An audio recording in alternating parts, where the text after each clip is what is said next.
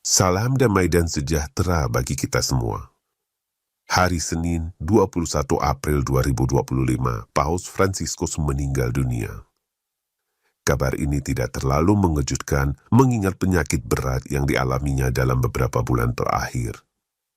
Tapi bagaimanapun, kematian Paus Fransiskus telah meninggalkan kesedihan bagi semua orang Katolik tanpa kecuali, meski dengan kadar kesedihan yang berbeda-beda. Ada satu hal yang sangat layak dikenang dalam masa kepausan Fransiskus yang bernama asli Jorge Mario Bergoglio.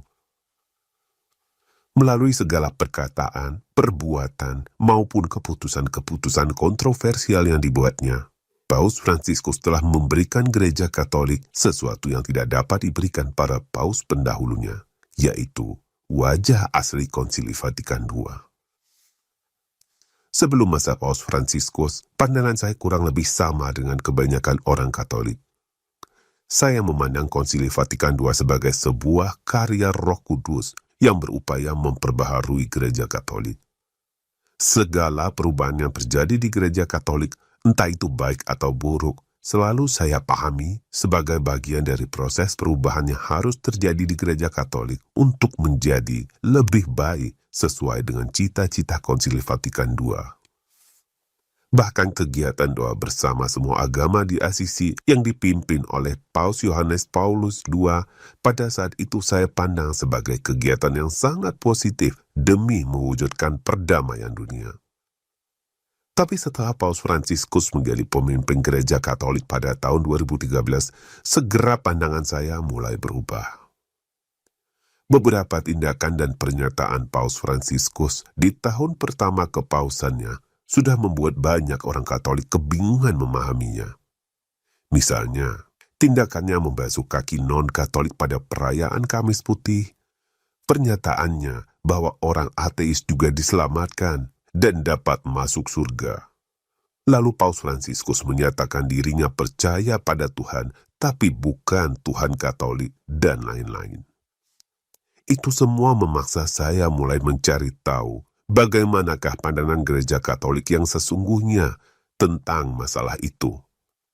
Sejak saat itulah saya mulai menggali ajaran-ajaran tradisional Gereja Katolik dari berbagai sumber. Sebagai konsekuensinya, saya mulai melihat Konsili Vatikan II sebagai sebuah kekeliruan dan memutuskan untuk mengambil jarak terhadap segala pembaharuan yang muncul akibat Konsili Vatikan II. Berbeda dengan para paus pendahulunya, Paus Fransiskus mendapatkan formasi imamatnya di masa euforia Konsili Vatikan II dan ditahbiskan sebagai imam Yesuit pada tahun 1969. Karena masih mengenal dan pernah menghayati ajaran Gereja Katolik tradisional, para pendahulu Paus Fransiskus cenderung menerapkan hasil Konsili Vatikan II secara hati-hati.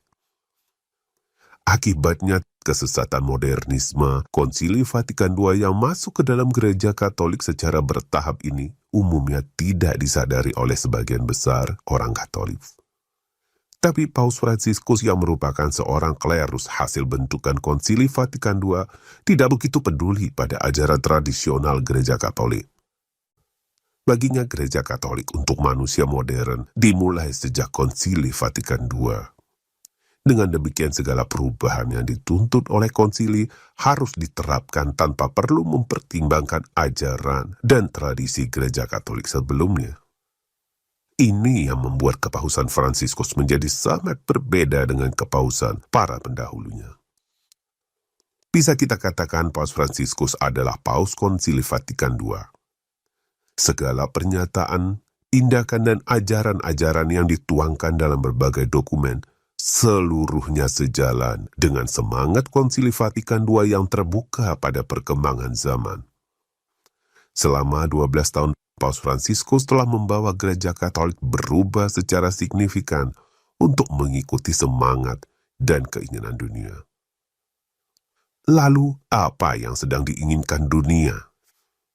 Dunia ingin membangun antitesis dari kerajaan Allah, yaitu sebuah tatanan dunia baru yang dibangun di atas dasar globalisme dan prinsip DEI yang merupakan singkatan dari diversity atau keberagaman, equity atau kesetaraan, dan inclusion atau kesertaan.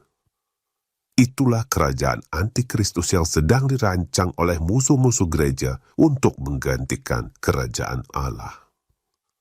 Di masa kepausan Fransiskus, agenda Konsili Vatikan II untuk mengikuti keinginan dunia ini mulai diterapkan di Gereja Katolik dengan kecepatan penuh.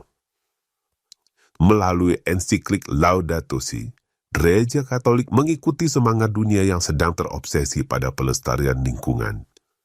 Sementara itu prinsip DEI diikuti gereja dengan membangun semangat ekumenisme semua agama, seperti yang ditunjukkan dalam dokumen Human Fraternity.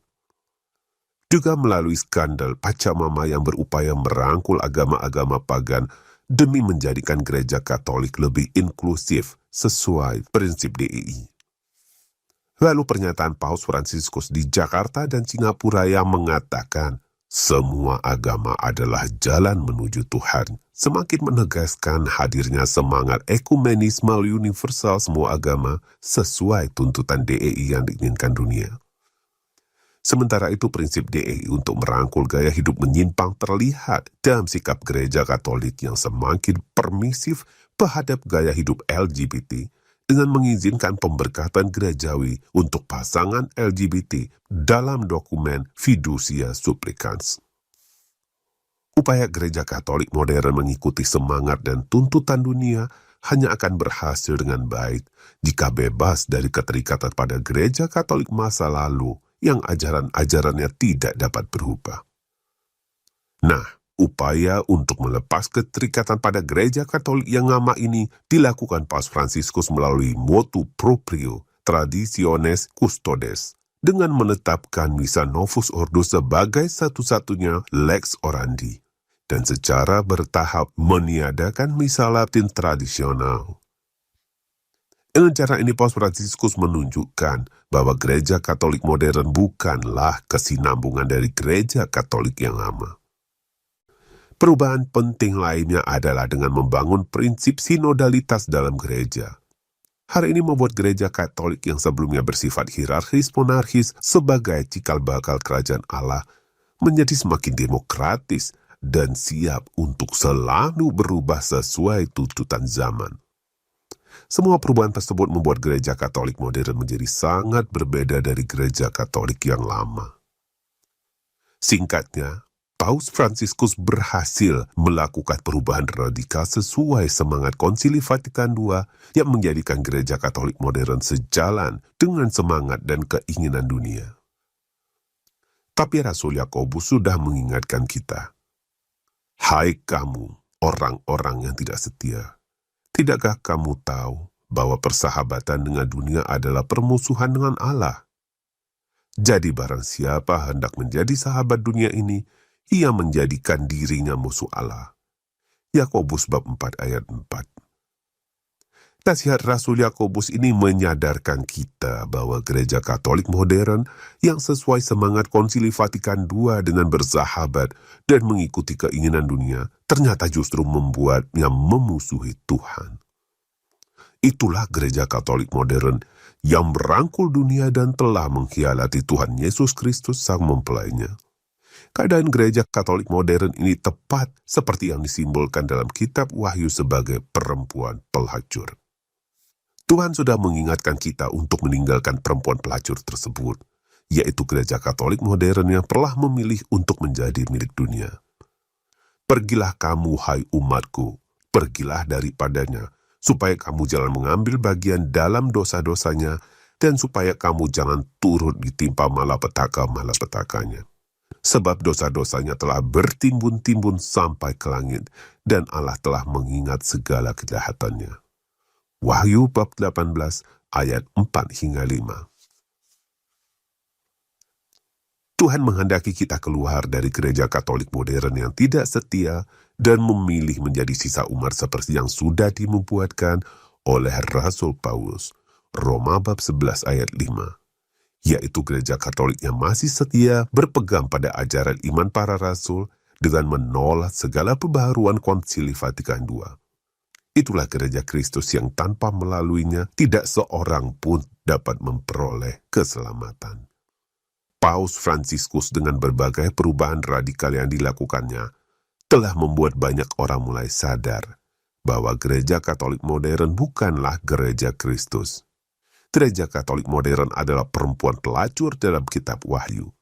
Itulah gereja yang tidak setia dan sudah kehilangan segala berkat dan rahmat Tuhan. Gereja Katolik modern ini harus ditinggalkan dan pada waktunya akan dihancurkan sesuai nubuat Tuhan. Selamat jalan, Paus Fransiskus.